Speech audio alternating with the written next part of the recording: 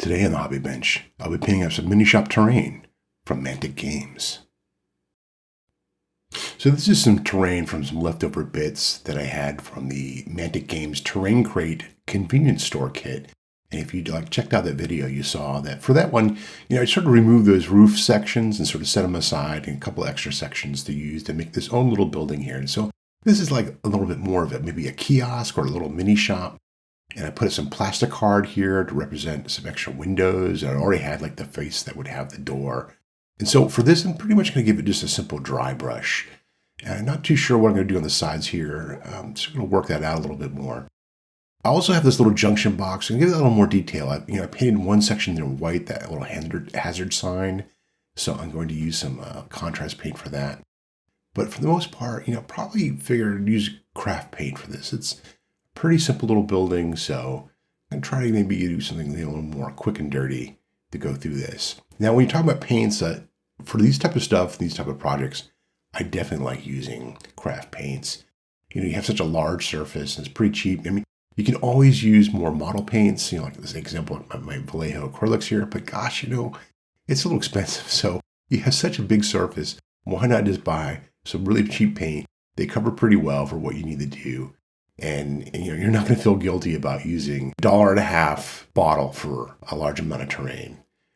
So I've got a little makeup brush here, and that's going to be going through. And these are really great for putting on dry brushes. And you can see here, I'm just putting on a little bit of a coat here, just using one direction. And the idea here is also to use different directions to try to make sure that you get pretty good coverage. And you can get some certain textures that way too if you're going, unidirectional. But for here, I just want to give a really good coat just over everything. And the idea is to just try to pick out as much as the highlights as you can. Try not to press it down too far. You want to make sure you get a lot of that paint off the brush. And so you really have it on the bristles. And so there's recesses. I'm just going to leave that like a natural type of mortar, that gray. And that's what I'm just be working through here. My attitude a lot with a lot of these type of buildings and terrains is that I want to just sort of paint it good enough. I really just don't want to necessarily go crazy and spend too much time doing this. I'd rather spend that time painting miniatures. I've got a huge pile of unpainted plastic. I really need to get through it. So I'd rather spend a lot of that time painting up more of my models than necessarily my terrain.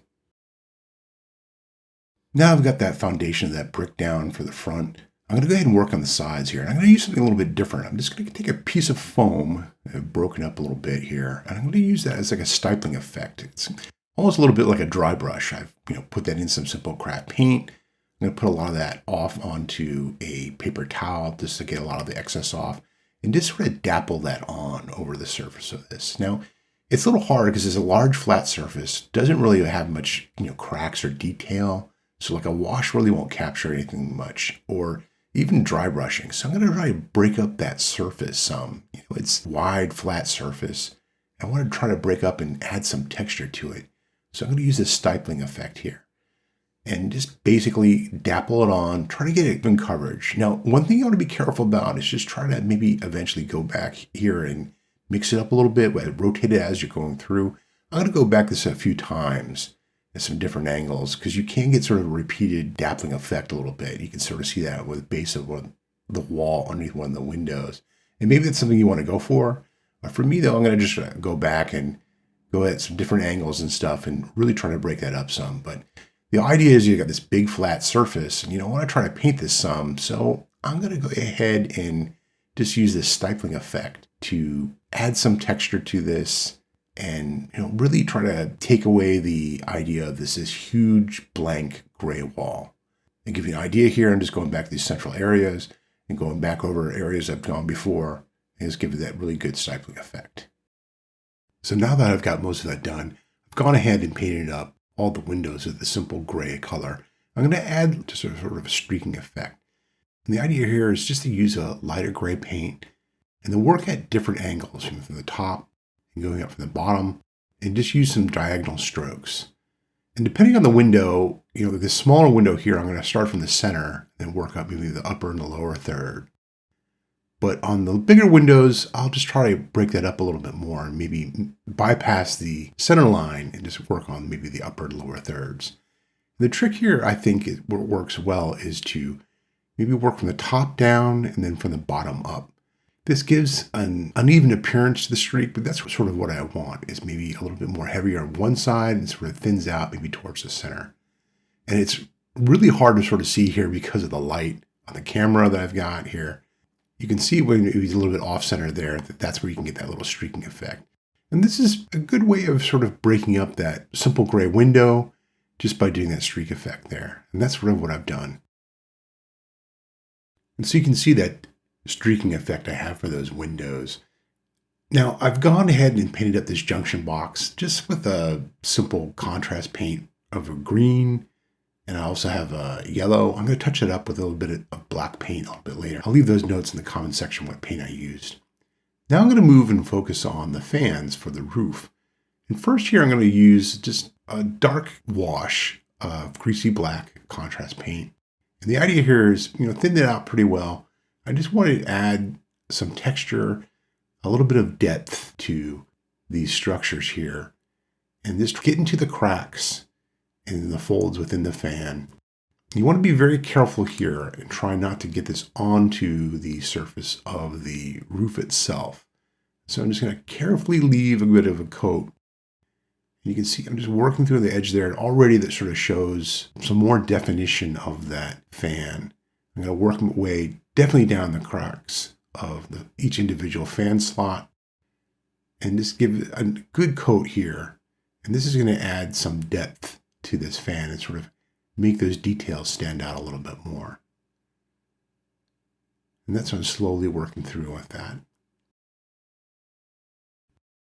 Now for this next step here, I'm going to go ahead and give it a dry brush of some metallic paint. And I'm going to go very lightly here. This is just to add just a glint of some reflection to this. I'm sort of working my way mostly on the edges and the raised surfaces. I'm just trying to be very careful here.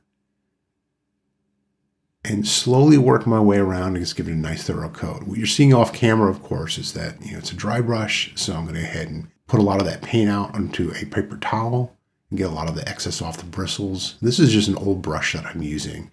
You can sort of see here a little bit more of a close-up. I'm just using a flat edge here, getting a little more on the raised edges, and just work my way all the way around this, just very carefully. Nice and slow and steady. Doing a lighter touch adds to a better effect. I'm going to go ahead and just repeat the same thing, going along the fan edges itself. In this case here, I'm going to be focusing more on the raised surfaces and the sections that are a little bit more tilting upwards, and try not to get too far down into the cracks there that will have the darker paint. And there you go. That's the final look there for those. And I think they look pretty good. They just add a light amount of texture to that. Leaves a good look on those fans. And so, this is it. This is the little mini store that I painted up. I've got those windows there. You can sort of see off center of the camera with the lighting there. There's a little bit of streaks that add some life to that. And this isn't going to win any awards, but that's fine. I just wanted something that's sort of painted up pretty well and have it on the tabletop. In a way, I want to say it's a little bit more of a background compared to my models. So I just want to paint up something simple and just be able to get that quickly done. So overall, I'm pretty happy with it. I think it adds a little bit of texture built up on those walls rather than just using basically a base coat of paint and a wash. Just a dry brush over the surface looks good enough. So I'm pretty happy with it. Can't wait to get it on the tabletop.